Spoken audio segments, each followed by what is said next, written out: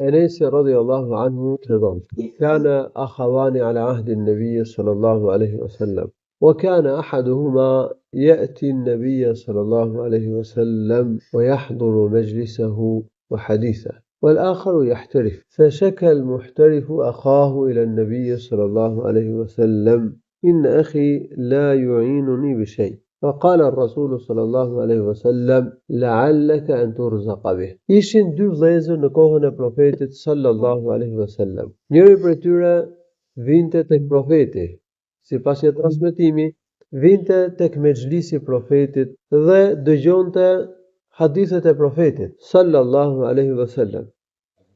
Hadithe që i tregonte në mexhlis. Kurse tjetri punonte dhe fitonte për siguruar jetesën, rrezikun.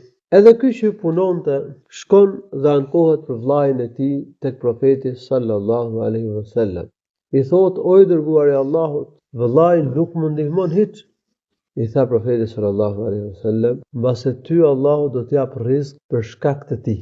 Domethënë, për shkak të vllait që po vjen tek mexhlisi i dijes, shpresohet që ty Allahu i lartësuar të jap rrezik. Ky hadith atëherë tregon se kërkuesit e diturisë nuk duhet ta kenë shqetësim çështën e rrezikut, se do asjell rrezikun Allah, do t'i mbaj Allahu subhanahu wa taala.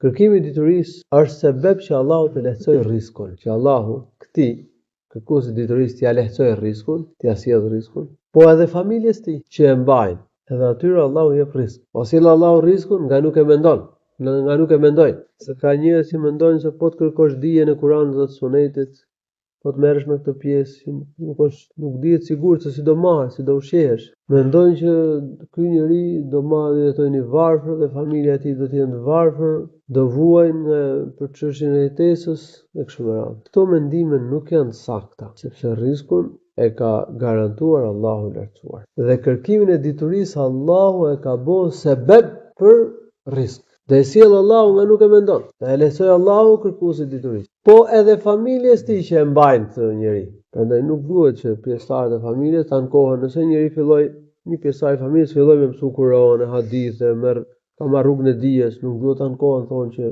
po këto kush do e maj? Këto kush do ushqej? Po ty kush do të maj? Si do ushqehesh në të ardhmen? Ka njerëz që i tremin kërkuesit e diturisë. Thonë kujdes, po hum veten, po shkove në Arabit mësosh, ose po fillove me mësu Kur'an. Kush do të maj ty? Kush do të ushqej ty? Ka njerëz që bëjnë këtë punë me pengu njeriu nga rruga e kërkimit diturisë. Kuptohet që këta nuk domethënë propaganda e tyre nuk është e mirë, por duhet të themi atyre që Allahu do e lehtësoj rrezikun. Allahu do të na mbaj, sepse kështu kuptohet në hadith. Edhe mbajtja e lidhur me farefisin gjithashtu është sebeb për rrezik. Nëse një njeri mban familjen, le ta di se Allahu subhanahu wa taala do t'i lehtësojë rrezikun. Nëse njëri shpenzon për të afërmit e tij siç janë vëllezërit, motrat dhe i ndihmon ata, kjo është sebeb për shtimin e rrezikut dhe jo paksimin e tij. Sepse profeti ka thënë la'allaka an turzaqa bih, mbase ty Allahu i lartësuar do t'i jap rrezik për shkak të tij. Allahu shpëlbeft të mira. Alhamdulillahi rabbil alamin. Sallallahu